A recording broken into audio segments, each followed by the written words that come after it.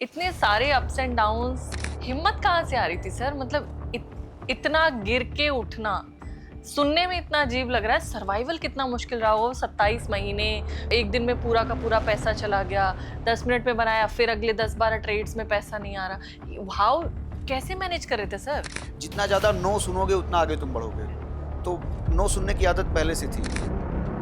अब क्रिप्टो को लेकर भारत सरकार तो बहुत फेवर में नहीं है। जब सरकार ही नहीं सपोर्ट कर रही है तो फिर ये तो रिस्क फ्री हुआ ही नहीं काम। और नहीं, सारे रजिस्टर्ड नहीं होते, स्कैम तो हर जगह है। सर, फॉरेक्स ट्रेडिंग को लेकर लोगों को ना एक और डर है कि कोई कानूनी कार्रवाई हो जाएगी, या पुलिस के मामले भी बहुत सारे लोग कहते हैं कि फॉरेक्स से जुड़े रहते हैं। मेरे कई सारे स्टूडेंट हैं जो जेल जा चुके हैं। हेलो एवरीवन, नमस्कार। मेरा नाम तुषारिका शर्मा है और मैं हमारे पॉडकास्ट के एक और एपिसोड में आप सभी का तहे दिल से स्वागत करती हूँ। दोस्तों, हमारे उत्तर प्रदेश में एक छोटा सा शहर है, अब तो छोटा नहीं रहा, बहुत मशहूर है, हमारे मुख्यमंत्री जी वहाँ से हैं, गोरखपुर। ज़्यादातर टियर 3 शहरों से अगर मैं आपकी उम्मीद या एक्सपेक्टेशंस के बारे में बात करूँ तो शायद यही होता होगा कि कुछ लोग वहाँ से सपने लेकर बड़े बड़े शहरों में निकलते हैं, कुछ लोग कुछ नया करने की चाहत करते हैं, या ज़्यादातर जो बच्चे वहाँ रहने वाले होंगे वो किसी नॉर्मल कॉलेज से ग्रेजुएशन करके कुछ डिग्री हासिल करके नौकरी करने के लिए निकल जाते हैं। लेकिन अगर मैं आपसे कहूँ कि आज हमारे इस पॉडकास्ट में एक ऐसे व्यक्ति होने वाले हैं जिन्होंने गोरखपुर की ज़मीन नहीं छोड़ी, मगर आज उस गोरखपुर की मिट्टी को, उस गोरखपुर से जुड़े लोगों को इंटरनेशनल मार्केट, फॉरेक्स ट्रेडिंग और क्रिप्टो सिखा रहे हैं। जी हाँ, हमारे साथ मौजूद हैं उपेंद्र मिश्रा जी, को फाउंडर हैं फॉरेक्स मार्क के, क्रिप्टो और फॉरेक्स ट्रेडिंग लोगों को सिखाते हैं। बड़े कमाल के इंसान हैं। जब मैं बैक कैमरा इनके साथ बात कर रही थी, इनकी कहानी सुन रही थी, तो मुझे ऐसा लग रहा था मैं किसी फिल्म की कहानी सुन रही हूँ कि सरकारी स्कूल से पढ़े, छठी क्लास में पहली बार ABCD पढ़ने को मिली और आज फॉरेक्स की बातें कर रहे हैं, आज क्रिप्टो की बातें कर रहे हैं। एक ऐसे शहर से जहां लोग ज्यादातर अपने बच्चों को IAS IPS बनाना चाहते हैं, डॉक्टर इंजीनियर बनाना चाहते हैं, या फिर कहते हैं कि ठीक है पढ़ लिख के कोई नौकरी कर लो। एक ऐसा इंसान एक ऐसा इनिशिएटिव लेकर बैठा है और कह रहा है मैं अपनी मिट्टी नहीं छोड़ूंगा और यहाँ से लोगों को सिखाऊंगा कि फॉरेक्स क्या होता है, इंटरनेशनल ट्रेडिंग कैसे की जाती है। मैं बहुत ज़्यादा इंट्रोडक्शन नहीं देना चाहूँगी उपेंद्र सर, मैं चाहूँगी सबसे पहले तो मैं आपका स्वागत करना चाहूँगी और मैं चाहूँगी आप एक बार वो कहानी जो मुझे सुना रहे थे, कहाँ से उपेंद्र मिश्रा जी निकले हैं, गोरखपुर में कहाँ से स्कूलिंग की और कैसे यहाँ तक पहुँचे। धन्यवाद। गोरखपुर के बगल में कुशीनगर डिस्ट्रिक्ट है, छोटा सा जी। शहर। भगवान बुद्ध की वजह से उनको जाना बिल्कुल, जाता है। बिल्कुल। तो वहाँ का मैं रहने वाला हूँ। जी। जो स्कूलिंग हुई और मैं पैदा हुआ था, पापा बंधुआ मजदूर टाइप के थे। पापा मम्मी माइग्रेट किए थे आंध्र प्रदेश, अभी तेलंगाना है। अच्छा। रामागुंडम में मैं पैदा हुआ था। ओके। स्कूलिंग वहीं पे हुई, तो हल्की फुल्की तेलुगु और हिंदी का मिक्सअप चलता है। वाह। तो बहुत ज़्यादा पढ़ाई में मैं बहुत अच्छा था नहीं मेरा। हाँ। फिर उधर से हम लोग चले आए गोरखपुर वापस कुशीनगर में। तो स्कूलिंग वहीं से हुई और छठी क्लास में ABCD, हाँ आप सही बोल रहे थे, छठी क्लास में ABCD पढ़ा मैंने। जैसे तैसे करके ग्रेजुएशन कर लिया। पहली जॉब ही 9 to 5 वाला जॉब मुझे को करना नहीं था, शुरू से करना ही नहीं था। हाँ। जॉब लगी, कुछ इधर उधर के कोर्स किए और जॉब लगी। फिर ये रहा कि दुबई जाना है 2006 में। बड़े पापा एक्सपायर हो गए, हार्ट अटैक से डेथ हो गई, तो चीज़ें बदल गई बिल्कुल। ये हुआ कि नहीं, अब नहीं जाना है, यहीं रहना है, यहीं कुछ करना है। तो चेंज किया माइंड अपना, क्योंकि उस समय जो भी लोग थे मेरे जानने वाले गांव के, लगभग सारे ही गांव से, सऊदी और दुबई तो कोई ना कोई रहता ही है। हाँ, मजदूर, हाँ, और मजदूर होता है। हाँ, करेक्ट। और जो मजदूर होता है उसके घर वाले भी बहुत ही डिसेंटली बताते हैं, बहुत हाँ, प्राउड फील करते हैं कि हाँ, मेरे जानने वाले दुबई थे वहाँ काम करते उस हैं। समय की हाँ, बात कर रहा हूँ। हाँ। तो मैंने छोड़ा कि नहीं, नहीं करना है। और 9 to 5 जॉब में मेरे को जाना नहीं था। ग्रेजुएशन जैसे तैसे हो गया था, सबका हो जाता है यूपी में, खास करके छोटे शहरों में। मेरा भी हो गया था। फिर मैंने बजाज अलियांज लाइफ इंश्योरेंस में जो इंश्योरेंस एडवाइजर शुरू किया। वहाँ पे खुद डिसाइड करता था कि इस महीने कितनी सैलरी लेनी है, कमीशन कितना लेना है, एक्चुअली कमीशन कितना लेना है, वो भगाता था मुझे। साइकिल से फिर मोटरसाइकिल पे आया, मोटरसाइकिल से फिर घर लिया, भाई को शहर लेके आया, मम्मी पापा सबको लेके शहर आया और गोरखपुर में स्कूलिंग कराई अपने भाई की और बहन की। इंश्योरेंस में अच्छा काम चल पड़ा। इंश्योरेंस एडवाइजर से प्रमोट हुआ कंपनी में as a sales manager. Sales manager में 3 4 5 डेजिग्नेशन होते हैं, उसको क्लियर किया और साथ में उसी कंपनी में as a branch manager Gorakhpur में ज्वाइन किया।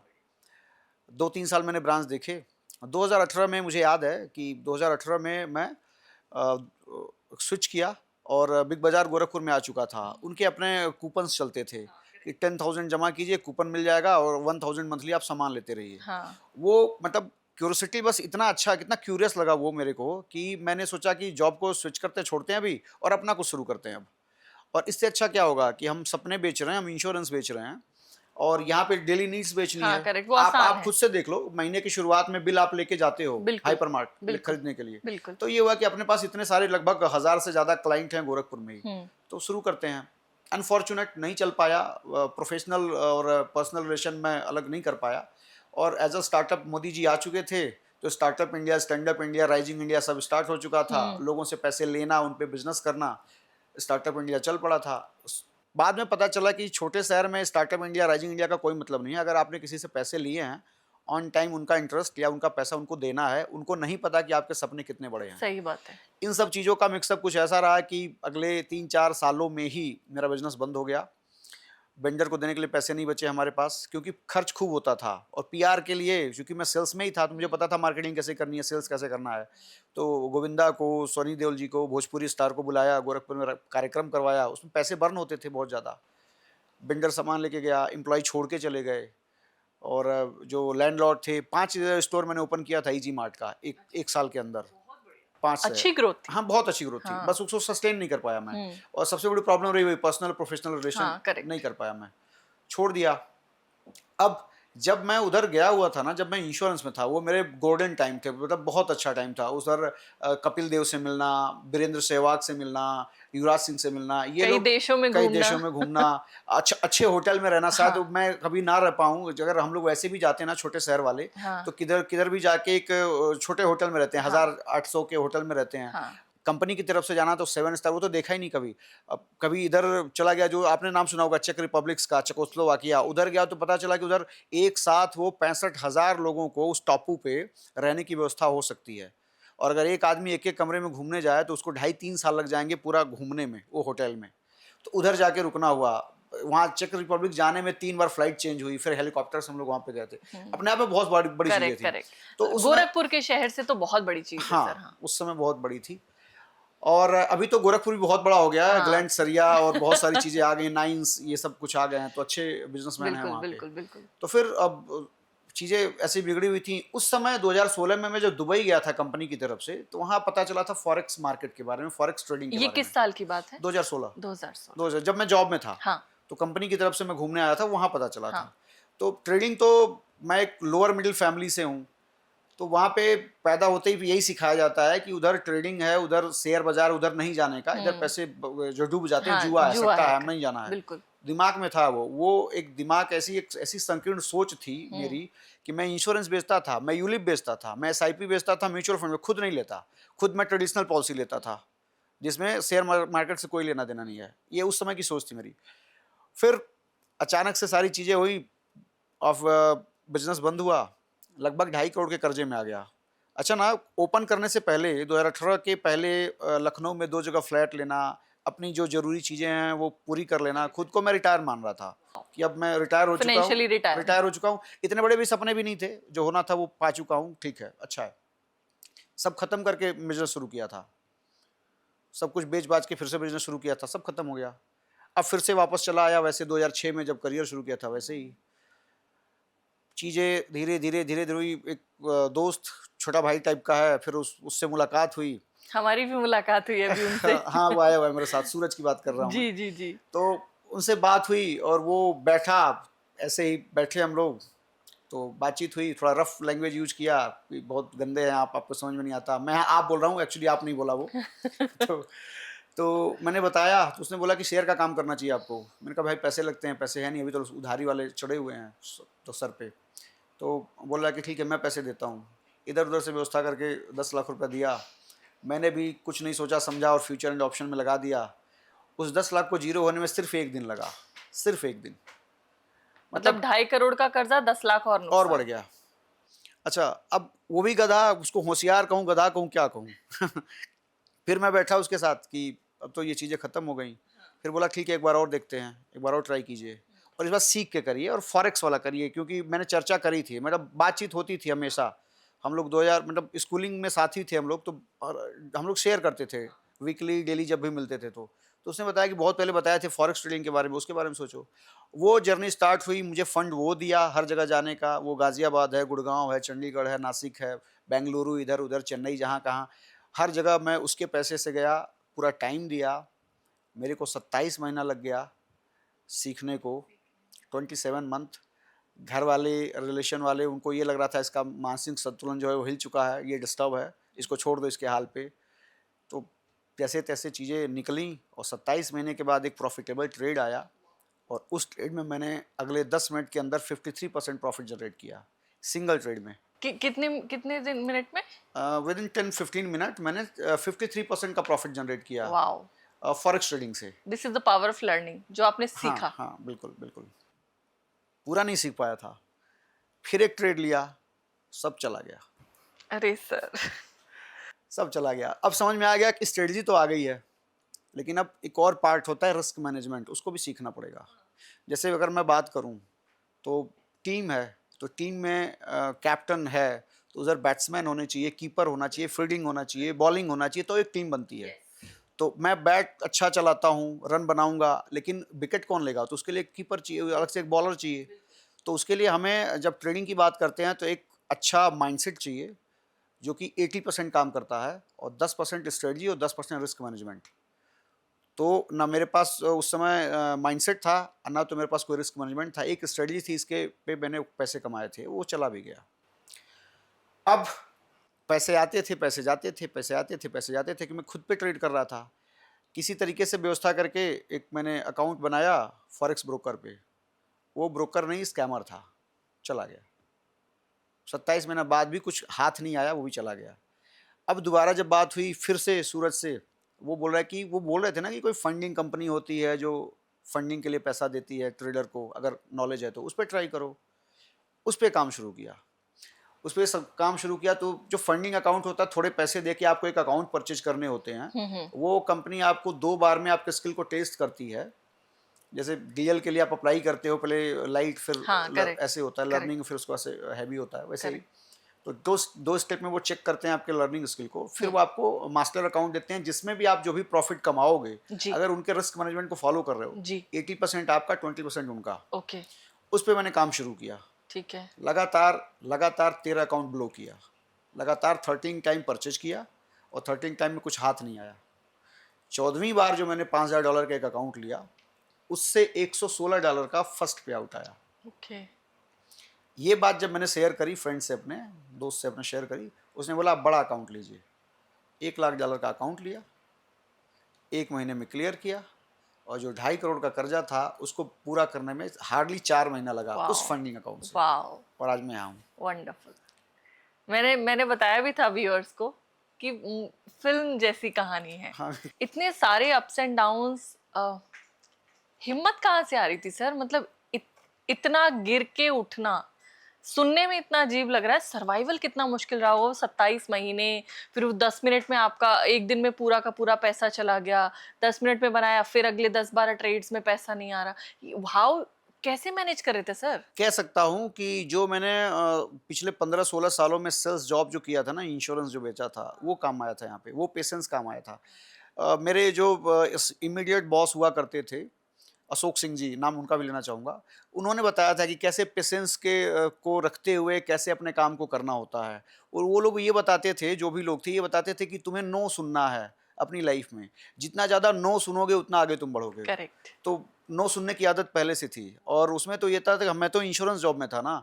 इंश्योरेंस जॉब टफेस्ट जॉब होता है, बहुत बहुत मुश्किल ज़्यादा। होता है। उसमें क्या होता है कि दिन भर में 5 बार रिजाइन कराई जाती है और वहाँ पे मैंने 15 साल काम किया। रिजाइन इन द सेंस कि बेटा तेरे से नहीं हो पाएगा, तू छोड़ दे, ऐसे करके दिन भर में जब देखो तब नेगेटिव वर्ड ही बोला जाता है सेल्समैन को, एक सेल्स इंश्योरेंस पर्सन को, अगर वो सेल्स मैनेजर है तो। और डेली हम लोग की भाषा में कहावत है कि रोज कुआं खोदना था, रोज पानी पीना था, ऐसी जॉब होती है सेल्स की। बिल्कुल। तो उसको मैंने किया हुआ था, वो मैंने झेला हुआ था और 15 साल भी मैंने खुद से रिजाइन किया था। मुझे निकाला नहीं गया था और मेरी पहचान इसके पहले इंश्योरेंस को ही है मेरे शहर में कि मैं एक इंश्योरेंस पर्सन हूँ। तो वो काम आया। और दूसरा, जब ऐसे दोस्त हों साथ में कि उनको पता है कि ये हर तरफ से टूट चुका है, ख़त्म हो चुका है, वो फंड देने के लिए तैयार हैं आपको, वो बिलीव कर रहे हैं आप पे, तो वो ज़्यादा ज़रूरी हो जाता है और ज़्यादा रिस्पॉन्सिबिलिटी आ जाती है कि ये जो भरोसा किया है ना इस आदमी ने मेरे ऊपर, इसने, तो उस भरोसे पे कायम रहना है। करेक्ट। और मेरी सपोर्ट की टीम थी ईजी मार्ट में, वहाँ भी बहुत सारे मेरे एम्प्लॉय हुआ करते थे इमीडिएट, जो कि एम्प्लॉय के साथ साथ मेरी फैमिली मेंबर भी आज भी हैं, फैमिली मेंबर की तरह, तो उनका भी सपोर्ट बहुत ज़्यादा रहा है। सर जैसे आप फॉरेक्स सिखाते हैं लोगों को, राइट? अब फॉरेक्स को लेकर लोगों में बहुत डाउट्स हैं। अगर ये नाम से ना डरते हैं लोग इंडिया में, कौन से 3 रीजंस हैं, 3 कारण जिसकी वजह से लोग डरते हैं और क्यों नहीं डरना चाहिए? मतलब आप क्यों सिखा रहे हैं ये? देखिए रीज़न का क्या सीन है, जब बात करेंगे यहाँ इंडिया में, तो सबसे बड़ी बात है कि यहाँ पे लोगों को नॉलेज की कमी है। हाँ। उनको नॉलेज नहीं है कि हाँ। वो कैसे फॉरेक्स ट्रेडिंग इंडिया में रह के कर सकते हैं। हाँ। पहली बात ये कि वो किसी भी ब्रोकर पे अपना अकाउंट बना लेते हैं, हाँ। केवाईसी कर लेते हैं। हाँ। इंडिया में सारे ब्रोकर बैन हैं। आरबीआई सेबी ने सबको बैन कर रखा है, फॉरेक्स ब्रोकर को। हाँ। कोई फॉरेक्स ब्रोकर ऐसा नहीं है जो कि यहाँ पे लीगली ऑपरेट कर रहा हो। ओके। सेबी कहता है कि आप फॉरेक्स सिर्फ सेबी रजिस्टर्ड से ही प्लेटफॉर्म पे ही आप कर हाँ। सकते हैं। हाँ। और सेबी रजिस्टर्ड प्लेटफॉर्म सिर्फ 2 ही हैं, एनएससी और बीएससी। और वहाँ पे जब एनएससी बीएससी पे आप काम करते हो, तो अगर आपको शायद नहीं मालूम होगा, हम लोग के टाइम में जब हम लोग डीमैट अकाउंट खुलवाते थे ना, तो एक 15-20 पन्ने का एक फॉर्म होता था, जिसपे कम से कम 50 साइन होते थे, और साथ में एक चेक लगता था 750 का, 1200 रुपए का, और वो हम भेजते थे कंपनी के ऑफिस, और वहाँ से बाकायदा हमारा डीमैट अकाउंट, ट्रेडिंग अकाउंट खुल के आता था, यूजर आईडी पासवर्ड। अभी डिजिटल ज़माना हो गया, तो हम ऑनलाइन खोल लेते हैं। आपको वापस उसी में जाना पड़ेगा। अगर आप चाहो तो एनएससी बीएससी रजिस्टर्ड से भी, रजिस्टर्ड संस्था से भी आप फॉरेक्स ट्रेडिंग कर सकते कर हैं। सकते कर हैं। सकते हैं, लीगली ऑपरेट कर सकते हैं। हाँ, अगर आप एक्सपोर्टर हो, आप एक्सपोर्टर इम्पोर्टर का काम है, अगर आपका एक्सपोर्ट इम्पोर्ट का, आप विदेश सामान आता जाता है आपका, वहाँ पे आपको यूएसडी आईएनआर पेयर पे, मतलब आईएनआर पेयर पे आप हेज कर सकते हो, मतलब उसके फ्यूचर में ट्रेड कर सकते हो हेज के लिए। और हेज के लिए एक अलग ये वर्ड है। मान लीजिए मेरा एक बिजनेस हो रहा है, आपसे बात कर रहा हूँ, जैसे मान लीजिए कि एप्पल है, ऑल ओवर वर्ल्ड काम करती है। एप्पल ने इंडिया में काम किया। मेरा सवाल आपसे है कि इंडिया में काम कर रही है तो रुपए में कर रही है कि डॉलर में? रुपए में रुपए कर में रही कर रही है। होगी। हाँ। अगर मान लीजिए कि आज के डेट में एप्पल ने इंडिया में 1000 करोड़ का बिजनेस किया, हाँ। मान लीजिए कि 95 लाख का बिजनेस किया, हाँ। समझने के लिए, हाँ। और कल को डॉलर का प्राइस 96 हो गया, तो एक्चुअल में एप्पल का नुकसान होगा इंडिया के हाँ। बिजनेस से। बिल्कुल। ठीक है, तो यस। इस चीज से बचने के लिए हाँ। वो हेज करेगा यूएसडी आईएनआर पेयर में, ओके। एप्पल। ओके। सेम इसी तरीके से अगर कोई कंपनी सेबी रजिस्टर्ड है और मल्टीनेशनल कंपनी है, वो हाँ। कई देशों में ऑपरेट कर रही है, जैसे हाँ। अडानी, हाँ। टाटा बिरला, ये हाँ। सब कंपनियां, हाँ। हाँ। अपने मार्केट कैप का हाँ। 32% पैसा ये फॉरेक्स मार्केट में लगाते हैं, लगाते हैं। ओके। हेज पर्पज के हिसाब से, ओके। ताकि इनका नुकसान ना हो। ठीक है। तो ये हो गया एक्सपोर्टर इंपोर्टर के लिए। और दूसरा, नॉन आईएनआर पेयर में एक लीगल हम जैसे रिटेलर भी ट्रेड कर सकते हैं। अब क्यों नहीं करते हैं, इसका रीजन ये कि सबसे पहले कि नॉलेज की कमी है। दूसरा ये कि वहाँ पे उनको 9:15 से 3:30 मार्केट ओपन रहता है, इंडियन स्टॉक मार्केट, वॉल्यूम नहीं होता है, और ये एक्सपायरी के साथ आता है। इस वजह से यहाँ ये नहीं करते। लेकिन मेन रीजन जब बात करेंगे तो एजुकेशन की कमी है। मतलब अवेयरनेस की कमी है। बिल्कुल। फॉरेक्स एक अच्छा मार्केट है आपके हिसाब से? बहुत अच्छा मार्केट है, बहुत बड़ा मार्केट है। मुझे एक बढ़िया केस स्टडी आप बता सकते हैं, किसी किसी को हेल्प की हो, किसी को कुछ ऐसा सिखाया हो जिससे उसकी चीजें, आपने तो बताया कि आपकी पूरी लाइफ चेंज होगी, एक और कोई केस स्टडी आप एक बता नहीं, सकते कई दर्जन है, कई दर्जन है। जैसे ज्यादातर हमारे पास कौन आएगा, मेरे पास कौन आएगा पढ़ने? वो जो जले हुए हैं, हाँ। जो ऑलरेडी कहीं ना कहीं से कर रहे हैं, पैसा डुबा चुके हैं। हम लोग की भाषा में दगे हुए कारतूस कहते हैं, मतलब वो एक बार यूज हो चुके हैं, वो आते हैं। तो बहुत सारे हैं। तो अब ये है कि एक 20 साल का लड़का है, बिहार का रहने वाला है। हाँ। तो वो अभी आया, और उसको जिस तरीके से मैंने टीच किया, जो कुछ भी बताया, अक्षर से उसको पालन किया उसने। हाँ। अभी आज के डेट में वो 15 दिन का जो पे आउट निकाला है, वो $3600 निकाला है। एक 20 साल का लड़का, आप बताओ, नोएडा जैसे शहर में अगर +2 करके आया हुआ है, 12th पास आउट है वो, क्या सैलरी उसको ऑफर करेगी कोई भी कंपनी? 15-20-25 हज़ार रुपए से ज़्यादा की 20-25 भी सैलरी नहीं से मिलेगी, नहीं नहीं मिलेगी। मिलेगी। 15 दिन की इनकम है उसकी $3600 की प्रॉफिट, वो भी खुद का कैपिटल नहीं यूज किया उसने, सिर्फ उसने सीखा। वाह, ये भी मैं एक सवाल पूछना चाहूंगी। आपने 2-3 बार मेंशन किया कि खुद का कैपिटल नहीं लगाना। अब जैसे शेयर मार्केट में या कहीं पर भी हमें अपना पैसा इन्वेस्ट करना पड़ता है, प्रॉफिट लॉस हुआ अपने को झेलना पड़ेगा, फायदा भी अपना, नुकसान भी। फॉरेक्स में आप बोल रहे हैं कि अपना कैपिटल यूज नहीं करना, तो ये किस तरह से काम करता है? देखिए, अगर नॉलेज है आपको, जिनको भी, जो भी आपके ये देख रहे हैं, जो भी व्यूअर हैं, जो भी श्रोतागण हैं, उनको अगर पता है तो वो सर्च भी करें कि फंडिंग अकाउंट, फंडिंग इंडस्ट्री करके एक वैध इंडस्ट्री है फॉरेक्स में, और ये फॉरेक्स ट्रेडर के लिए वरदान है, गिफ्ट है इस इंडस्ट्री के लिए जो फॉरेक्स ट्रेडर है। होता ये है कि फंडिंग, अगर आपको ट्रेडिंग आती है तो उधर फंडिंग कंपनी बैठी हुई है आपके रिस्क मैनेजमेंट को और आपके जो स्ट्रेटजी है उसको देखते हुए आपको फंड देने के लिए। और वो फंड इतना होगा कि बहुत अच्छे जो ट्रेडर हैं इंडिया स्टॉक मार्केट में, इंडियन स्टॉक मार्केट में वेल नोन, जो मतलब एजुकेट करते हैं इंडिया को और वो सेबी रजिस्टर्ड हैं, उनका भी मार्केट कैपिटल छोटा पड़ जाएगा। इतना पैसा वो देते हैं, वाओ, इतना पैसा वो देते हैं एक इंडिविजुअल ट्रेडर को। एक इंडिविजुअल ट्रेडर को। अगर हमें ट्रेडिंग के लिए कैपिटल की ज़रूरत है तो फंडिंग इंडस्ट्री को ट्रेडर की ज़रूरत है, वो हायर करते हैं। ऐसे समझ लीजिए कि ये company work from home trader hire करती है, खुद के लिए कैपिटल देती है और इंसेंटिव बेस रखती है। करेक्ट। ऐसे समझिए। मतलब मैंने लेट सपोज उनसे मैं 1 लाख रुपए का उन्होंने मुझे फंड दिया, तो क्या वो फंड मेरे पास आया, मैं ट्रेड करूं, अब प्रॉफिट अगर मैंने जनरेट किया तो वो मुझे सर्टेन इंसेंटिव देंगे, और लॉस हुआ तो? हाँ, आते हैं उस पे। तो पहले क्या होता है ना कि आपको, अगर आपको लगता है कि आपके अंदर स्ट्रेटजी स्किल है फॉरेक्स ट्रेडिंग को लेके, तो आपको एक अकाउंट परचेज करना होता है। वो 0.5% या 1% के आसपास होता है आपके ट्रेडिंग कैपिटल का, जो आप अप्लाई कर रहे हो। सपोज अगर $1 लाख का अकाउंट अप्लाई कर रहे हो, $1 लाख के अकाउंट अगर आप अप्लाई कर रहे हो, तो हार्डली $500 आपको फीस देनी होगी, जो कि 0.5% है। ये आपको पे करना होगा कंपनी को। ई कॉमर्स साइट से आप परचेज कर लोगे अपने क्रेडिट कार्ड या डेबिट कार्ड से, जैसे भी। अब वो 2 स्टेप में आपको स्किल अपनी दिखानी होती है, कुछ सर्टेन उनके रूल्स होते हैं, कुछ अच्छा, वो बैरियर होता है, उसको पार करना टेस्ट होता है। करते हैं मतलब। टेस्ट करते हैं। अगर वो आप ऐसा कर लिए तो वो फिर वो $1 लाख का फंडिंग अकाउंट आपको दे देंगे। वो ऐसे ही है जैसे एसबीआई में आपका अकाउंट खुला हम्म तो एक कस्टमर आईडी अकाउंट नंबर आपको मिल गया, पैसे तो उनके खाते उन्हीं के पास हैं, हम्म, तो वो दे दिया आपको, जैसे क्रेडिट कार्ड मिलता है गॉट इट। तो वैसे मिल गया। अब उनके प्लेटफॉर्म पे आपका एक कस्टमर आईडी और पासवर्ड आपको मिल गया, आप ट्रेड करो। ट्रेड किया, जो भी प्रॉफिट आपने अर्न किया हम्म उस प्रॉफिट का 80% से लेके 100% तक का आपका। अगर आप मंथली पे आउट ले रहे हो तो 100% आपका, और अगर आप 15 दिन का पे आउट चूज कर रहे हो तो 80% आपका। हम्म तो उनका कैपिटल उनके पास। अच्छा, वो पहले तो एक पेमेंट लिया उन्होंने हाँ $500 का, हाँ तो ये उनका बेनिफिट हुआ एक। हाँ, करेक्ट। दूसरा कि 2 स्टेप में आपके स्किल को चेक किया चेक कर उन्होंने, लिया, हाँ। तो उसके बाद जो आपने प्रॉफिट जनरेट किया ना ड्यूरिंग ये जो 2 स्टेप है, तो उसमें जो प्रॉफिट आपने जनरेट करके दिया वो उनका। तो दूसरी भाषा में कहें तो वो ऑलरेडी प्रॉफिटेबल ही रहते हैं, इसलिए नुकसान का आपके ऊपर किसी भी तरीके का भार नहीं आता, तो वो रिकवरी नहीं होती अगर आपने नुकसान कर दिया तो। अच्छा, और क्या है कि अगर मान लीजिए कि आप $1 लाख का खुद का अकाउंट लेते, तो इंडियन करेंसी में 95 लाख रुपया हुआ आज के डेट में, तो आप 95 लाख रुपया लूज कर देते। और अगर वो $1 लाख का अकाउंट आपने लूज कर दिया तो जेब से आपके $500 गया ओनली। तो आप $1 लाख का ना लो, पहले छोटा अकाउंट लो, $10,000 का, करेक्ट। $5,000 का। रिस्क भी कम हो गया। हाँ। उन्होंने टेस्ट भी कर लिया ना, वो ऐसे भी तो नहीं है कि ऐसे ही आपको दे दे रहे हैं, दे और टेस्टिंग यू। और सिर्फ इतना ही नहीं है, वो टेस्टिंग कर रहे हैं और आपके एक एक ट्रेड को वॉच कर रहे हैं। अच्छा। अगर आपने 16 लगातार पे आउट ले लिया तो आज के डेट में आप कहीं भी डीमैट अकाउंट ओपन कराओ ना, तो तुरंत फ़ोन आना शुरू हो जाता है कि सर मैं इंदौर से बात कर रही हूँ, मेरी ये सर्विसेज हैं, मेरा ये मतलब डीमैट उधर शेयर मार्केट की तरफ से हाँ, वो डेटाबेस जाता है। कंसल्टेंसी फ़ोन आना शुरू हो जाता है। वैसे ही जैसे ही आपने 16 कंसेक्यूटिव पे आउट आपने ले लिया, तो वो कंपनी खुद आपको ऑफ़र करेगी कि वर्क फ्रॉम होम या हमारे पास आके नौकरी कर लो। वाओ। और वो सैलरी जो ऑफ़र करते हैं $15,000 पर मंथ मिनिमम। जैसे यहाँ से कोई सऊदी गया, एक जो मजदूर यहाँ से अनस्किल्ड लेबर गया, तो उसकी जो सैलरी दे रही है दुबई, गल्फ़ कंट्रीज़ जो भी दे रही है, उसके साथ उसका रहने खाने का इंतज़ाम करती है।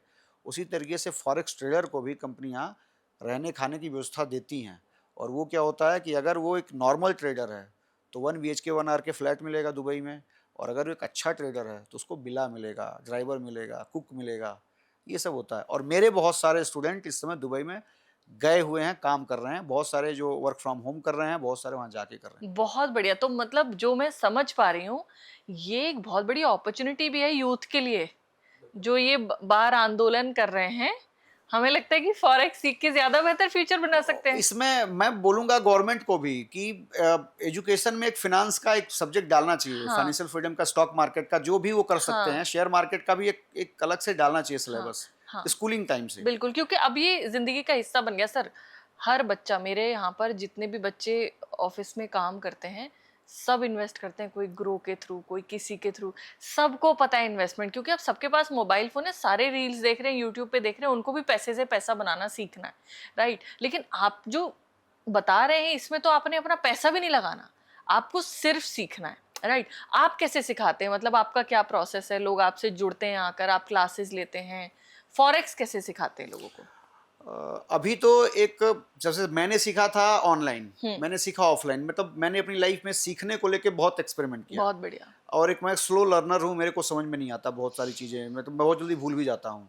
तो मैंने ये पाया अपने अंदर कि अगर मैं ऑनलाइन जाता हूँ तो वो या तो उनके पास रिकॉर्डिंग वीडियो है, जो भी कोच हैं, अच्छे अच्छे कोच हैं, नाम नहीं लेना चाहता मैं, या तो उनके रिकॉर्डेड वीडियो हैं, और या तो वो ऑनलाइन 2 घंटे के लिए आ रहे हैं, 200 लोगों को एक साथ पढ़ा रहे हैं। हाँ बिल्कुल। वो कैसे समझ पाएंगे कि उनका कौन सा स्टूडेंट समझ पा रहा है, कौन सा नहीं समझ पा रहा है? तो मेरे समझ में ये आएगा कि एक बार की इंटरेक्शन होना ज़रूरी है। तो 3 दिन का एक ऑफलाइन हमारा वर्कशॉप होता है, भारत के लगभग हर शहर में भी होता है, बड़े शहर में होता है।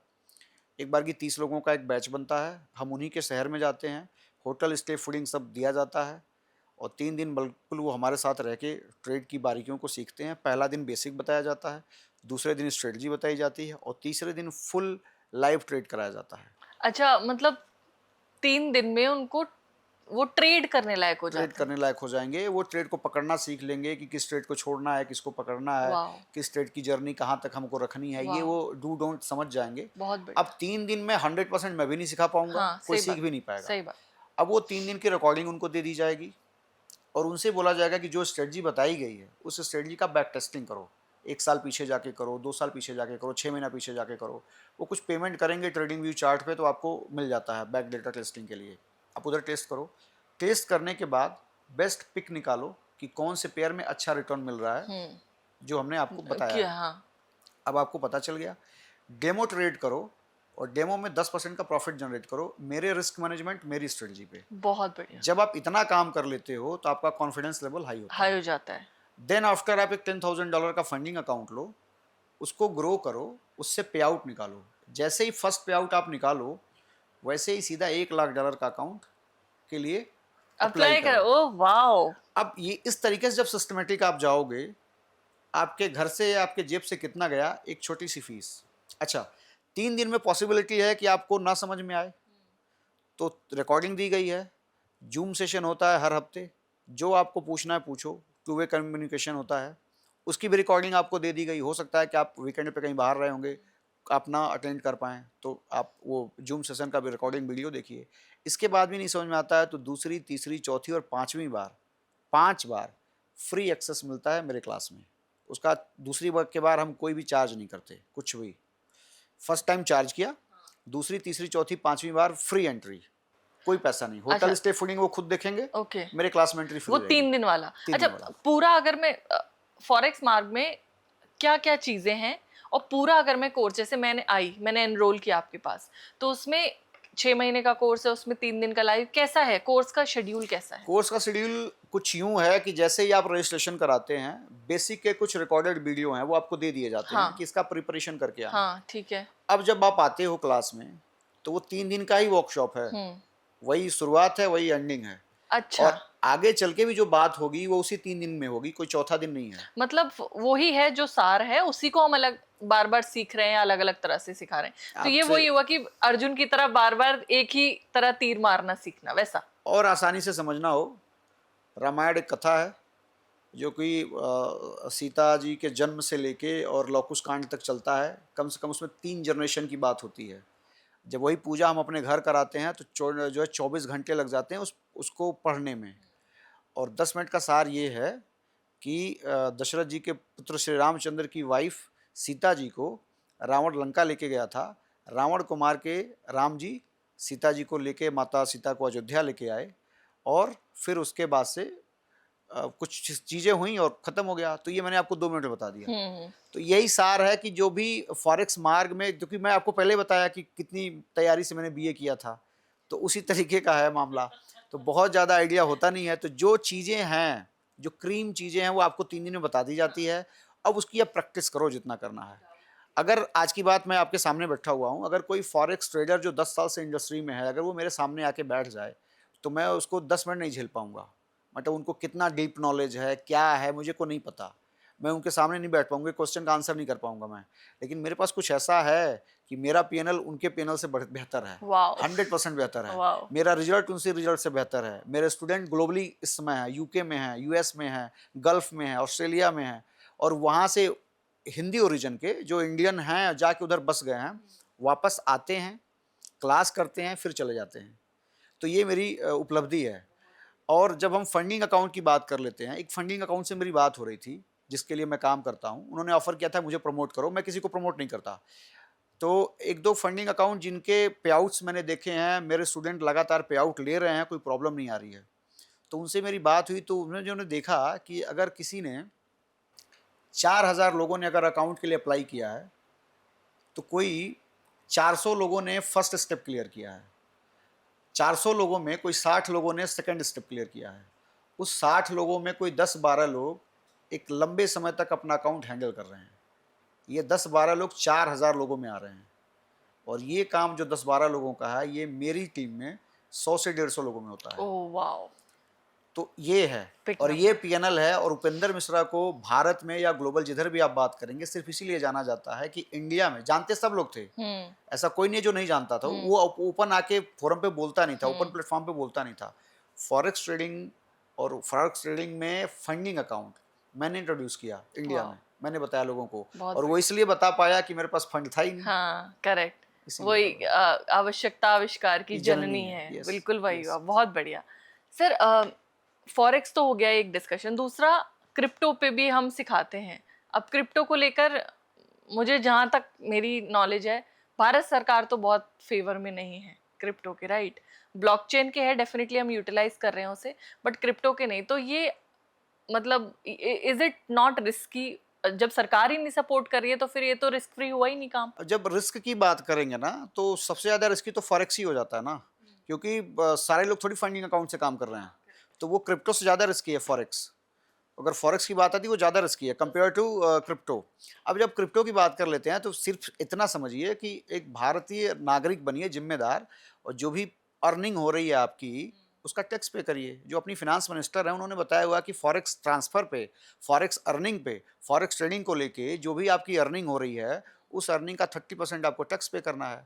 आप अपने जो इनकम टैक्स कंसल्टेंट हैं उनसे संपर्क कीजिए और अपना टैक्स पे करिए। आप कर सकते हैं, किधर भी कर सकते हैं। आप बता रहे हो आपको क्वाइन डीसीएक्स और मुद्रेक्स, फिर वजीरेक्स, ये सब इंडियन प्लेटफॉर्म हैं जो कि एफआईयू रजिस्टर्ड हैं, और वहाँ से आसानी से कर सकते हैं। आपने इसके पहले बोला था कि आपके ऑफिस में भी ग्रो पे लोग अपना और भी और जगहों पे निवेश कर रहे हैं। उनसे और भारतीय लोगों से, यूथ से निवेदन है कि ऐसे मत इन्वेस्ट करो किधर भी, पहले प्रॉपर कोर्स करो। हाँ। आपको पता है इंडिया में खास करके यूपी में लॉटरी, सट्टा, कसिनो, ये सब बैन है, हाँ बैन है। खास करके यूपी में। हाँ और इंडिया में बैन है, क्यों? क्योंकि लिटरेसी लेवल बहुत डाउन है। हाँ और यूएस में बकायदा चल रहा है, हाँ। और देशों में चल रहा है। क्यों? क्योंकि उनको पता है कि वीकेंड पे कितना पैसा सुट्टा में जाना है, कितना पैसा बार में जाना है, हाँ हम कितने पैसे का रिस्क ले सकते हैं। हाँ हमारे यहाँ क्या होगा, आज बैठ गया तो अगर वो आ गया और लगातार हारता गया तो वो अपना घर भी हार जाएगा, जमीन बेच देगा, कुछ भी कर देगा। उसको नहीं पता है कि कितना रिस्क लेना है। तो सिर्फ यही रीज़न है कि इंडिया में ये सब चीज़ें बैन है। यहाँ भी वही प्रॉब्लम है ट्रेडिंग को लेके भी। हमें नहीं पता कि हमको कितना रिस्क लेना चाहिए, कैसे अपने पोर्टफोलियो को डाइवर्सिफाई रखना चाहिए, पर्टिकुलर अपने फंड का कितना पैसा एक किसी स्टॉक में लगाना चाहिए। तो इसका प्रॉपर वो नॉलेज लें, और नॉलेज लेने के बाद वो ट्रेड करें। इससे अच्छा विकल्प, इससे अच्छा प्लेटफॉर्म कुछ है ही नहीं। और नॉलेज कहाँ से ले? अब इतने सारे मार्केट में सर लोग सिखा रहे हैं कि यहाँ इन्वेस्ट करो, यहाँ निवेश करो, 50 से ज़्यादा तो कंफ्यूजन क्रिएट कर देते हैं। चलिए इसको दूर करते हैं, देसी भाषा में सिर्फ 3 चीज़ को देखें। ऐसा कौन सा ट्रेडर है जो कि वो खुद ट्रेड करता है? पहली बात, उसका पीएनएल वेरीफाई है, वो अपना पीएनएल शो करता है, क्या कमाया। ये हो गया कि कौन सा ट्रेडर ट्रेड करता है, उसका पीएनएल वेरीफाई हो, दिखाता हो, शेयर करता हो। दूसरा, उसकी जो स्ट्रेटजी है क्या वो बैक टेस्टेड है, क्या वो बैक टेस्टिंग करा रहा है। तीसरा, बैक टेस्टिंग के बाद वो डेमो ट्रेड पे प्रॉफिट बन रहा है, उस पर पेपर ट्रेडिंग पे प्रॉफिट बन रहा है। अगर ये चीज़ें मैच करती हैं तो आप उसी कोच को और उसी ट्रेडर को पकड़िए, उसी से सीखिए। इसके पहले सोशल मीडिया पे बहुत ज्ञान भरा हुआ है, वहाँ से ज्ञान अर्जित करिए, फॉलो मत किसी को करिए, क्योंकि सारे ज्ञान देते हैं और बाद में अपना एक बता देते हैं कि मेरा इतने का कोर्स है। अगर ये ढूंढ लो तो अच्छी बात है, नहीं तो हम बैठे हुए हैं, हमारे पास आ जाओ। हाँ, फॉरेक्स मार्क तो बनाया ही इसीलिए है। अच्छा, क्रिप्टो पे एक और सवाल पूछना चाहूंगी मैं कि क्रिप्टो करेंसी को लेकर एक ही चीज लोगों के माइंड में आती है, या तो बिटकॉइन या फिर एक दो कॉइन्स और हैं। थोड़ा मैं चाहूंगी कि आप लोगों को अवेयर करें क्रिप्टो है क्या, किस तरह उसमें निवेश कर सकते हैं और क्यों करना चाहिए, क्रिप्टो एक अच्छा मार्ग कैसे है। आपसे पूछूंगा, किसान विकास पत्र का नाम पता है आपको? NSC, national saving certificate, RD. ये गुजरे जमाने की बातें हैं, बहुत पहले। बहुत पहले की। आज का यूथ जानता भी नहीं होगा। पहले हम लोग निवेश उधर करते थे, उधर अपनी सेविंग उधर डालते थे। लेकिन कोई किसान विकास पत्र खरीद के, एफडी करके, आरडी करा के कोई अमीर नहीं बनता, कभी नहीं बना। लेकिन क्रिप्टो है ना, कि क्रिप्टो आपको डेली इनकम नहीं देती, लेकिन अगर इनकम दिया तो वो एक्सप्लोजिव रिटर्न आपको देगा। वो ऐसा इनकम देगा कि आपका जनरेशन जनरेशन में जो कमाया होगा लोगों ने, वो पहचान बदल जाएगी। ऐसा इनकम आएगा क्रिप्टो से। तो आज की ज़रूरत क्रिप्टो है। इंडिया में क्या चल रहा है, फिनांस मिनिस्ट्री में क्या कर रहे हैं लोग, नहीं आइडिया। लेकिन ये है कि यही 2025 जून में ही फिनांस मिनिस्टर ने ही बताया कि अब हम लोग क्रिप्टो का भी रिजर्व रखेंगे, जैसे सोने का रखते हैं, जैसे गोल्ड रिजर्व रखते हैं, जैसे फॉरेक्स रिजर्व रखते हैं, वैसे हम बिटकॉइन का भी रखेंगे। और ये तब हो रहा है जब अफगानिस्तान जैसा देश, जब कजाकिस्तान जैसा देश, जब ये जो देश हमसे बहुत छोटे हैं लेकिन अवेयरनेस इतनी ज़्यादा है कि हमसे ज़्यादा वो क्रिप्टो रिजर्व रखे हुए हैं। हाँ, करेक्ट। क्रिप्टो यूज़र जो हैं वो इंडिया में सबसे ज़्यादा है, क्योंकि पॉपुलेशन सबसे ज़्यादा है इसलिए। लेकिन ये छोटे छोटे देश जो मैं बात कर रहा हूँ, भूटान हमसे आगे है, ये लोग रख रहे हैं। तो इस वजह से हम लोग रख रहे हैं। और जब क्रिप्टो की बात कर रहे हैं तो आने वाली टाइम जो है वो क्रिप्टो का है। क्रिप्टो में जब ब्लॉकचेन पे काम हो रहा है ना, वो हर तरीके से आने वाले हर टेक्नोलॉजी ब्लॉकचेन पे यूज होगी। मैंने अभी एक प्रॉपर्टी परचेज किया दुबई में, तो मुझे वहाँ जाना भी नहीं पड़ा, हो गया, और मेरे नाम से है, मैं यहाँ बैठ के देख सकता हूँ। इंडिया में नहीं है। इंडिया में तो एक ज़मीन 10 लोगों के नाम से रजिस्ट्री हो जा रही है। तो ब्लॉकचेन बहुत एक अच्छी इंडस्ट्री है, बहुत बढ़िया चीज़ है। सर, क्रिप्टो को लोग लेकर ये कहते हैं कि ये बहुत अनस्टेबल है, यहाँ रिस्क बहुत हैवी है, आया तो आया लेकिन गया तो बिल्कुल चला गया। तो कितना परसेंट किसी भी व्यक्ति को क्रिप्टो में डालना चाहिए? आपसे सवाल है, कसिनो में विनिंग रेशियो क्या होता है? कोई एक ही जीतेगा ना इतने सारे लोगों में। रेस कोर्स में कोई एक ही घोड़ा जीतेगा, तो विनिंग रेशियो तो वहाँ भी बहुत कम है। और अनसर्टेनिटी की जब बात करें तो सबसे ज़्यादा है वहाँ पे। बस बात यह है कि कितना, तो वो रिस्क कितना होना चाहिए आपके पोर्टफोलियो का, आप कितना पैसा उसमें डालोगे, ये आपको नॉलेज होनी चाहिए। और ये कोई उम्दा ट्रेडर ही ये बता पाएगा। एक कोई जो कि पहले से ट्रेड कर रहा है, डू डोंट जानता हो, प्रो कॉज जानता हो, वो झेला हो अप्स एंड डाउन को, वही बता सकता है। तो उसके लिए ढूंढिए, और अगर नहीं मिलता है तो मेरे पास आइए। ऐसे बता दूं कि अगर बात करें तो जो भी आपकी मंथली इनकम है, जो मंथली इनकम है, उसमें से जो आपके डेली, लेट्स सपोज 1 लाख किसी की मंथली 1 लाख का है अगर मंथली इनकम, अब देखना है कि एक्सपेंस क्या है आपका। जो एक्सपेंस है उसको, एक्सपेंस को काटने के बाद जो बचता है, उसका 50% आज के डेट में एक्सपेंस का काटने के बाद जो सेविंग बच रही है, 50%, उस सेविंग का 20 to 50% आपको डालना चाहिए क्रिप्टो में। किस तरीके से डालना चाहिए उसके लिए एक अलग स्ट्रेटजी है, वो मतलब नहीं बता सकता मैं यहाँ पे, उनके लिए आना पड़ेगा उनको मेरे पास। और दूसरा ये कि सिर्फ ये जान लें कि 50% डालना है तो कहाँ डालना है, इसके लिए जरूरी है कि उनको पहले नॉलेज लें। जो प्री नॉलेज है वो उनको यूट्यूब और फेसबुक, इन सब सोशल मीडिया से मिलेगा। उसके बाद फिर वो जब पूरी नॉलेज उनको मिल जाए, फिर ये ढूंढें कि जो मैंने अभी बताया आपको, कि एक ऐसा ट्रेडर खोजें, एक ऐसा कोच खोजें जो खुद ट्रेडर हो, पीएनएल शेयर करता हो, स्ट्रेटजी वेरीफाई हो और बैक टेस्टिंग कराता हो। सर, फॉरेक्स ट्रेडिंग को लेकर लोगों को ना एक और डर है कि कोई कानूनी कार्रवाई हो जाएगी, या पुलिस के मामले भी बहुत सारे लोग कहते हैं कि फॉरेक्स से जुड़े रहते हैं। इसकी एक्चुअली में कोई ज़मीनी हकीकत है? अगर हाँ तो क्या है? और ट्रेडर्स को किन बातों का ध्यान रखना चाहिए ड्यूरिंग फॉरेक्स ट्रेडिंग? मेरे कई सारे स्टूडेंट हैं जो जेल जा चुके हैं फॉरेक्स ट्रेड को करते हुए। वही जो मैंने आपको बताया कि इंडिया में सारे ही फॉरेक्स ब्रोकर बैन हैं। अगर उन ब्रोकर पे आपने अपना अकाउंट बनाया और आईएनआर को यूएसडी में कन्वर्ट करने के लिए उनके दिए हुए अकाउंट, क्यूआर, यूपीआई किधर भी आपने डाला पैसा, तो वो रडार में आप आ गए। पुलिस कभी भी आपको उठा सकती है पूछताछ करने के लिए। अच्छे लोग, मतलब उनका अकाउंट भी सीज होगा, जो पैसा आपने डाला वो भी गया, पेनल्टी भी लगेगी, जेल भी होगा। और उसमें कुछ ऐसे भी मेरे स्टूडेंट हैं जिनके अकाउंट में करोड़ रुपए पड़े हुए थे, वो अकाउंट सीज हो चुका है, ऑपरेटेड नहीं है, वो पैसा उनका गया। और जो कार्रवाई हो रही है वो अलग हो रही है। बचने के लिए सबसे पहले आपको क्या करना है कि किसी भी ब्रोकर पे अपना अकाउंट ना बनाएं। अगर आप जिम्मेदारी पूर्वक ठीक से करना चाहते हैं, एनएससी बीएससी पे करना चाहते हैं, तो अपने ही जो ब्रोकर है, ग्रो ऐप है, ठीक है, आईआईएफएल है, एंजल है, उनसे संपर्क करिए, उनके एग्जीक्यूटिव से, और उनको प्रॉपर बताइए कि आपको फॉरेक्स ट्रेडिंग करनी है। वो कुछ ज़रूरी कागजात और आपसे मांगेंगे। पहले तो जीएसटी मांगेंगे आपसे, आपका करंट अकाउंट मांगेंगे, और इनकम टैक्स सर्टिफिकेट आपका मांगेंगे, आईटीआर मांगेंगे। ये डिसाइड करेगा कि आप कितना पैसा फॉरेक्स में लगा सकते हैं एनएससी बीएससी पे। ओके। अच्छा, वहाँ नहीं करना चाहते तो फिर इंडिया में रह के फॉरेक्स लीगली करने का सिर्फ एक ही तरीका है, वो फंडिंग अकाउंट है। फंडिंग अकाउंट से जो पेमेंट आता है ना, वो आप अपने अकाउंट में भी ले सकते हो, बैंक अकाउंट में, और आप चाहो तो क्रिप्टो में भी ले सकते हो। ओके। अगर वो क्रिप्टो से पे आउट लेते हैं तो उसमें भी दो प्लेटफॉर्म है, एक तो डेक्स हो गया, डिसेंट्रलाइज एक्सचेंज। अगर वो वहाँ से लेते हैं तो वो किसी तरीके से मैनेज करेंगे और उसमें कोई टैक्स उनको पे करने की जरूरत नहीं है, ठीक वो है। इलीगल है, वो इलीगल है। ओके। दूसरा है कि एफआईओ रजिस्टर्ड बाइनेंस पे लें, बाइनेंस से उसको P2P कर लें, और साल का जो भी उन्होंने कमाया उसका 30% टैक्स पे कर दें इंडियन गवर्नमेंट को, लीगली काम कर रहे हैं।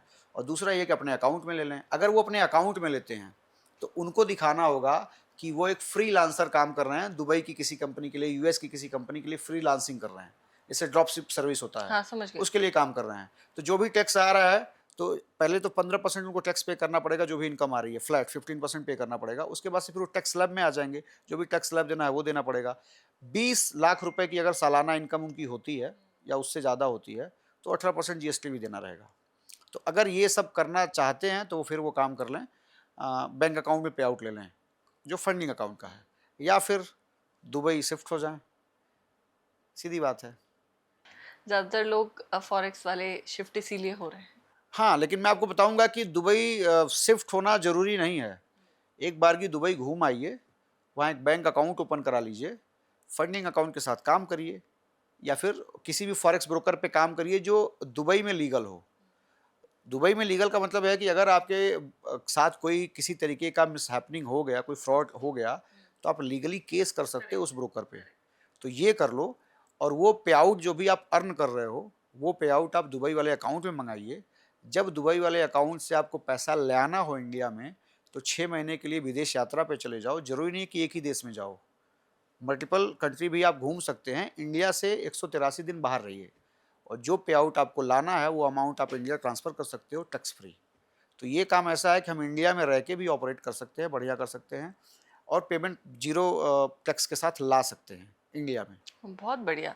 आपने सर सारी स्ट्रैटेजी तो यही बता दिया, आपको डर नहीं है कि लोग आपको कॉपी कर लेंगे?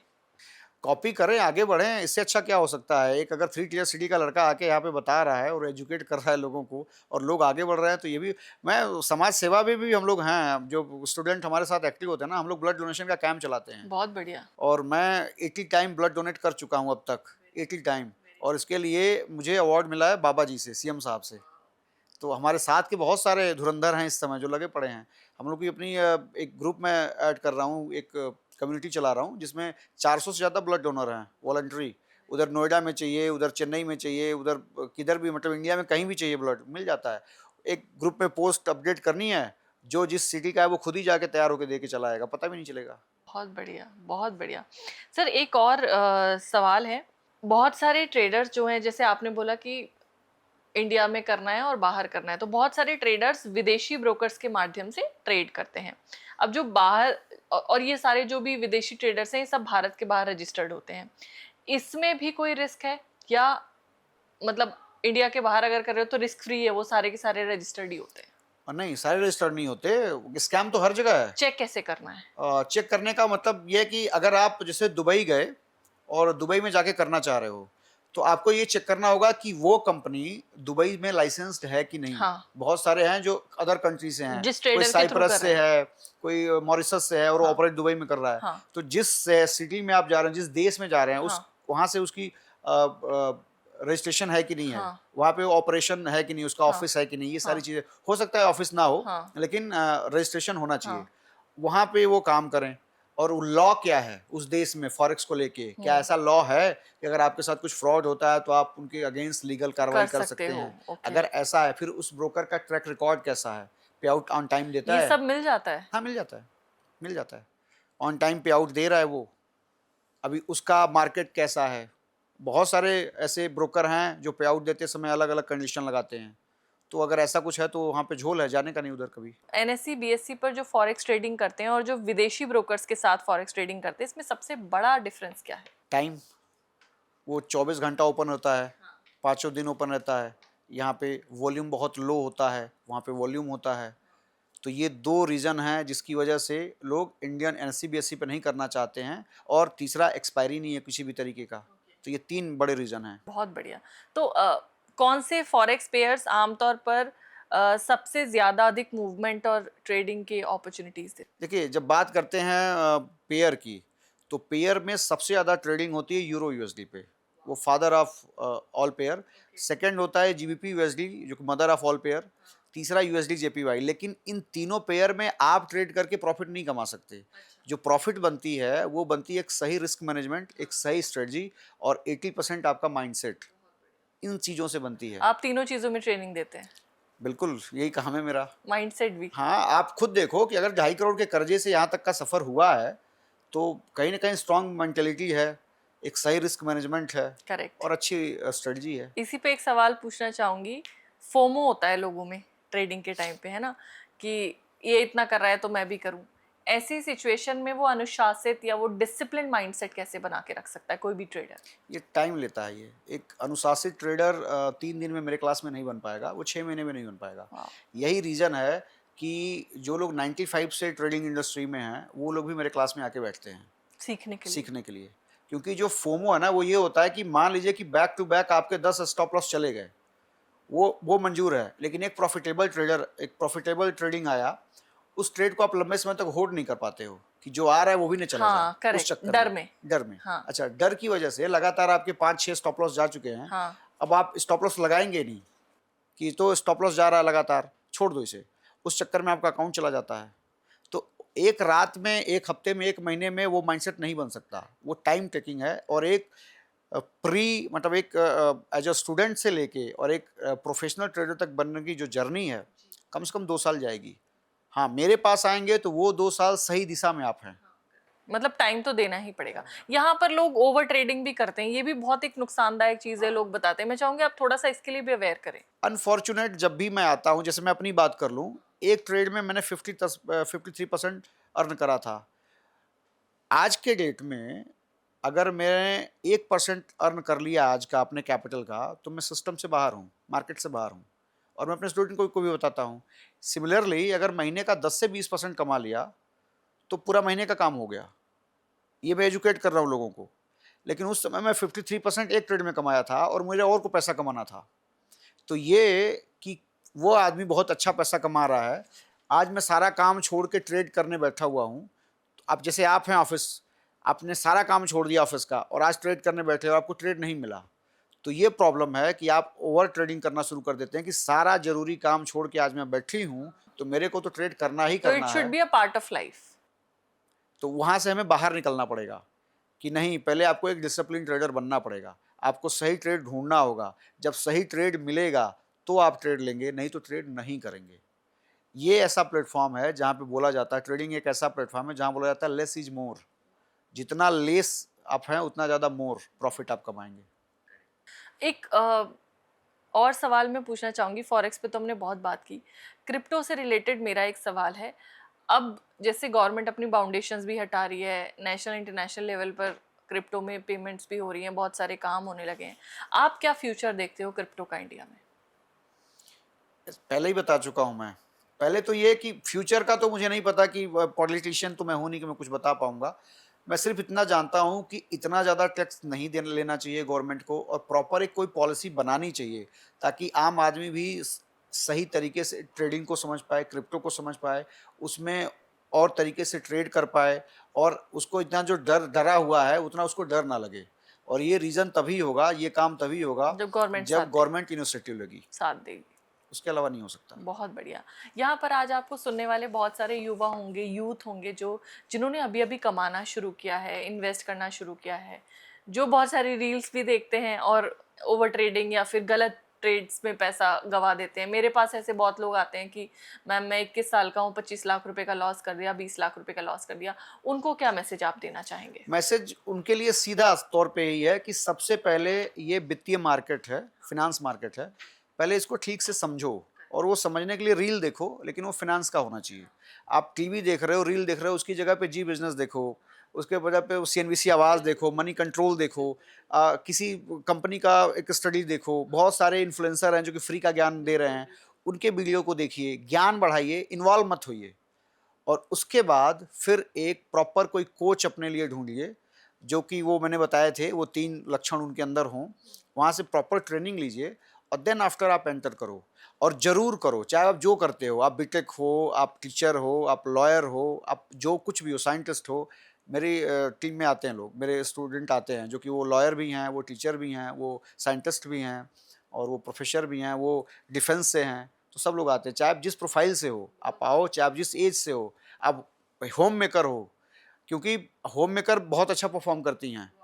लेडीज़ की जब बात कर रहे हैं तो लेडीज़ को बार्गेन अच्छा आता है। शुक्रिया। तो वो जब ट्रेड लेती हैं तो उनको अगर 100 रुपए खर्च करने हैं तो वो 90 ही करेंगी। बहुत तो बढ़िया। वो बहुत अच्छा है। ओवर ट्रेडिंग नहीं ओवर करती वो, ट्रेडिंग नहीं करेंगी। महिलाएं नहीं करती। पेशेंस जो है वो बहुत ज़्यादा होता है उनके अंदर। बहुत बढ़िया। तो कंपेयर टू बात करें मैन वुमन जो है वो बहुत ट्रेडिंग अच्छा में काम कर अच्छी रही है। हैं ट्रेडिंग में, तो उनको आना चाहिए और ये करना ही चाहिए सबको। करेक्ट। एक और लास्ट क्वेश्चन उन लोगों के लिए, आज यहाँ बहुत सारे मिडिल एज लोग होंगे जो एक्सेप्ट नहीं कर रहे हैं, क्योंकि वो तब पैदा हुए थे जब किसी ने सोचा भी नहीं था मोबाइल फोन या मार्केट सबके हाथ में होगा। तब तो वो थोड़ी बहुत जगह मुंबई में और 2-3 जगह बस कुछ एक लोग किया करते थे, या फिर ज्यादा लोग गलत तरीके से सट्टा जुआ जो बोलते हैं वहां पैसा लगाते थे। अब बहुत सारे लोग ऐसे भी आपको सुन रहे हैं जो लेट 50s में हैं, जिनके पास पैसा है, होल्ड करके बैठे हैं, इन्वेस्ट नहीं कर रहे, लगा नहीं रहे। उनको क्या आप मैसेज देना चाहेंगे? उनके लिए एक ही मैसेज है कि अवेयरनेस लाएं अपने अंदर, चीज़ों को समझें। और जैसे जब हम लोग थे ना, तो अभी जैसे आज के डेट में चला हुआ है कि कंप्यूटर नॉलेज सबको होनी चाहिए। ट्रिपल सी का एक एग्ज़ाम सबको देना होता है, जो लोग भी बेस है वो। अगर कोई भी आप जॉब अप्लाई करते हो, ट्रिपल सी होना चाहिए। कंप्यूटर नॉलेज बेस है। हम लोग के टाइम में साक्षरता मिशन चलता था, उसमें लालटेन जला के रात को पढ़ाते थे बुजुर्ग लोगों को। हाँ। तो आए ना, कीपैड फ़ोन आया, पहले फ़ोन भी नहीं था, हैंड फ़ोन थे, फिर कीपैड आया, कीपैड से फिर एंड्रॉयड आया। तो चेंज तो हो रहा है और कहीं न कहीं देर सवेर आप उसको अडॉप्ट कर रहे हो। पहले कर लो। और जब फॉरेक्स की बात आती है तो आपके पास कितना कैपिटल है वो तो मायने ही नहीं रखता, क्योंकि फॉरेक्स अपना सिर्फ एक मोटो है, अच्छे से सीखो और देन उसका बैक टेस्टिंग करो, फिर जो है डेमो ट्रेड करो। और डेमो ट्रेड जब क्लियर हो जाए तो सिर्फ आपको फंडिंग अकाउंट के थ्रू ट्रेड करना है, खुद का कैपिटल कभी नहीं लगाना है।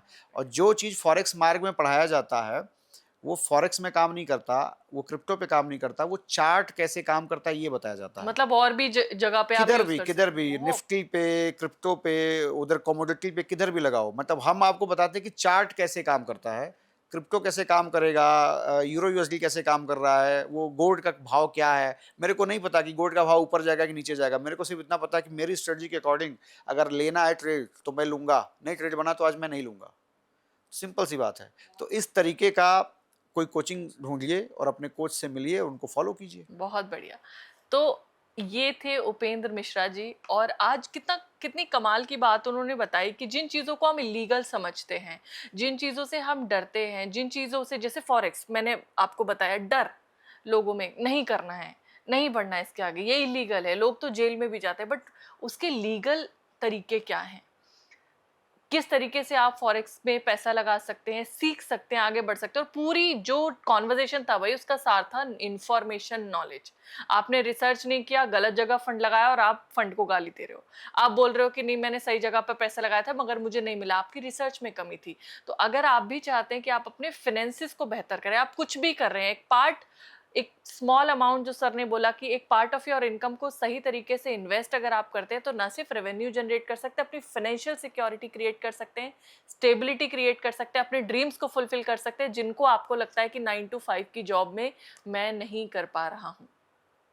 पैसे से पैसा कैसे बना सकते हैं, किस तरीके से उसको मैनेज किया जा सकता है, वो सारी चीज़ें उपेंद्र सर सिखाते हैं। इस 1 घंटे के पॉडकास्ट में हम बहुत कुछ नहीं बात कर सकते थे, मगर फिर भी उपेंद्र सर आपने बहुत नॉलेज दे दी। इसमें मैं बताऊंगा आपको अलग से कि फॉरेक्स से पेमेंट कमाइए जी, और अदर सोर्सेस में भी उसको इन्वेस्ट कीजिए। जी, जैसे गोल्ड बाई कर सकते हो, आप करेक्ट। म्यूचुअल फंड खरीद सकते हो, पोर्टफोलियो एसआईपी बिल्ड कर सकते कीजिए। हो, बिल्कुल अपना बिल्कुल, एक डाइवर्सिफाई पोर्टफोलियो बिल्कुल। लेके आइए।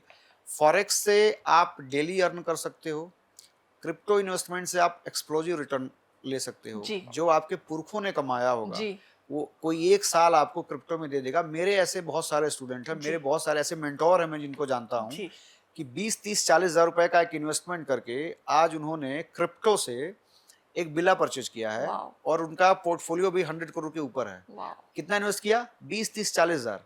वो नहीं पता कि वो आप वाला क्रिप्टो कब चल जाएगा। तो एक करेक्ट। सेट ऑफ रूल है, उस रूल को फॉलो करेंगे, चीजें निकल के आएंगी। और पेमेंट कमाना, पैसा कमाना एक अलग बात है, हाँ। पैसे को बचाना और पैसे को बचाना और पैसे को और ग्रो कराना ये वो अलग बात है। बहुत बिल्कुल, वो और अलग बात ज़्यादातर है। लोग वहीं फेल करते हैं, और यही इंडियन ऑडियंस के माइंडसेट में चैलेंज है। आपने गोरखपुर से निकल के ये सीखा है, मतलब मैं दाद देती हूँ बहुत ज़्यादा, जो आपने कहानी बताई, अपनी अपनी स्टोरी जो बताई, उसके बाद जो आपने डेवलप किया और जिस तरह से आप लोगों को अवेयर कर रहे हैं, I really congratulate you for that. बहुत इंस्पायरिंग आपकी स्टोरी, और बहुत अच्छे तरीके से आपने बताया। मतलब 1 घंटे के पॉडकास्ट में मैं इतना एक्सपेक्ट नहीं कर रही थी कि हमें जानने के लिए मिलेगा। आपने ऑलमोस्ट आई थिंक 60-70% चीज़ें क्लियर कर ली। बाकी जो बचा है वो फॉरेक्स मार्ग में जाइए, थोड़ी मेहनत कीजिए, थोड़ा सीखिए। सर ऑलरेडी 3 दिन का वर्कशॉप ले रहे हैं, उनसे जुड़िए। उसके बाद वो कह रहे हैं उसे प्रैक्टिस कीजिए, टाइम दीजिए, रिसर्च कीजिए और नॉलेज लीजिए, क्योंकि यही नॉलेज आपको आगे बढ़ने में मदद करती है। यही नॉलेज राइट फाइनेंस मैनेज करने में मदद करेगी, और यही नॉलेज कल को आपके फ्यूचर को सिक्योर करने में मदद करेगी। अब वो ज़माना नहीं रहा। आज यू नेवर नो आज का इन्फ्लेशन क्या है, कल का क्या है। अभी ग्लोबल पॉलिटिक्स बहुत ज़्यादा चेंज हो रहा है, सिनेरियोज चेंज हो रहे हैं। अपने फंड्स को, अपने पोर्टफोलियो को राइट वे में मैनेज करना बहुत ज़रूरी है। और उपेंद्र सर जैसे लोग जब मार्केट में आते हैं, आप जैसे और हम जैसे लोगों को सिखाते हैं, अवेयर करते हैं, तो इससे बेहतर मौका हमारे लिए कुछ नहीं है। वो जो 2 साल 3 साल की लर्निंग जर्नी है, वो आपकी ऑलरेडी 6 महीने, 4 महीने, 5 महीने में फुलफिल हो जाती है, और फिर आप प्रैक्टिस करते रहिए। मैं सर की सारी डिटेल्स डिस्क्रिप्शन बॉक्स में डाल दूंगी। आप सर से जुड़ सकते हैं उनके सोशल मीडिया के थ्रू, उन्हें ईमेल कर सकते हैं, उनके प्रोग्राम से जुड़ सकते हैं। बस मेरी यही एक आप सबसे गुजारिश है, मैं बार बार जब भी किसी फाइनेंशियल सब्जेक्ट पे बात करती हूँ, पैसे को इन्वेस्ट करना सीखें, दैट इज़ निवेश करना सीखें, बहुत ज़्यादा ज़रूरी है। और जब ऐसे राइट मेंटोर आपको मिल जाते हैं, तो आपको उसी दिन से स्टेप लेना चाहिए। मैं उम्मीद करती हूँ ये पॉडकास्ट आपकी ज़िंदगी में, आपकी बैलेंस शीट में, आपके फाइनेंस में, आपके पर्सनल पॉकेट में, आपके अकाउंट्स में कुछ पॉजिटिव लेकर आएगी। और इस पॉडकास्ट को शेयर करें हर उस व्यक्ति के साथ जो सपने देखता है, जो चाहता है अपने फाइनेंसेस को न सिर्फ मैनेज करना, मगर जो कमाया हुआ पैसा है उसको बढ़ाकर, उसे ग्रो करके अपने सपनों को पूरा करना। अगले पॉडकास्ट में मिलेंगे किसी और अगले कमाल के गेस्ट के साथ, किसी और खूबसूरत विषय के साथ और कुछ और कहानियों के साथ। तब तक के लिए धन्यवाद।